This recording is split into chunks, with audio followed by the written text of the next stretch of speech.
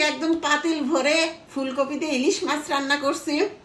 তো তরকারির কালার কিন্তু টকটকা না হলেও খাইতে কিন্তু অসাধারণ লাগবে। কারণ কি জানেন, মানে মাছে টাছে শুকনা মরিচের গুঁড়া দেই না, কাঁচা মরিচ ব্লেন্ড করে দিয়ে রান্না করি, তাতে কিন্তু তরকারির কালারটা টকটকা লাল না হলেও খাইতে কিন্তু সেই বেশি মজা লাগে। মানে শুকনা মরিচের গুঁড়ার চেয়ে কাঁচা মরিচ দিয়ে রান্না করলে সেই তরকারির স্বাদ কিন্তু বেশি লাগে। আপনারাও ট্রাই করে দেখতে পারেন।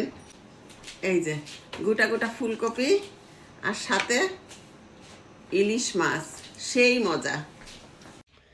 টমেটো দিয়ে খাওয়া শুরু করছো, আগে দাও রিহান, দাও মাছ দেই। Rihan är big fish though. Rihan coffee অনেক লাইক করে না?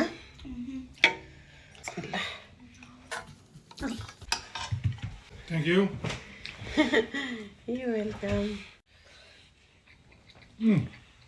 অনেক টেস্ট আছে, একদম দেশের মতো। বুঝছো? দেশি স্বাদ, তাই না? কপিটা অবশ্য ভাইজে দিছি তেলে, এই জন্য আরো মজা হয়েছে না? Happy flavour. অনেক মজা।